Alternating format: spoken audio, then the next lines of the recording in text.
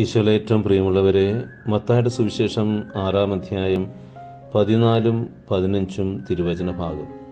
മറ്റുള്ളവരുടെ തെറ്റുകൾ നിങ്ങൾ ക്ഷമിക്കുമെങ്കിൽ സ്വർഗസ്ഥനായ നിങ്ങളുടെ പിതാവ് നിങ്ങളോടും ക്ഷമിക്കും. മറ്റുള്ളവരോട് നിങ്ങൾ ക്ഷമിക്കുകയില്ലെങ്കിൽ നിങ്ങളുടെ പിതാവ് നിങ്ങളുടെ തെറ്റുകളും ക്ഷമിക്കുകയില്ല.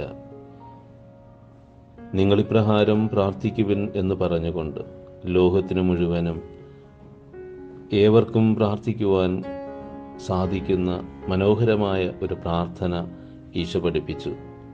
ഈ പ്രാർത്ഥന ശ്രവിക്കപ്പെടുവാൻ, ഈ പ്രാർത്ഥനയുടെ ഫലമനുഭവിക്കുവാൻ, ഈ പ്രാർത്ഥന ചൊല്ലുന്നതിന് മുമ്പ് ആ പ്രാർത്ഥന ചൊല്ലുന്ന വ്യക്തി ആദ്യം എടുക്കേണ്ട ഒരു നിലപാടാണ് ഈ തിരുവചനത്തിലൂടെ ഈശോ ഓർമ്മിപ്പിക്കുന്നത്.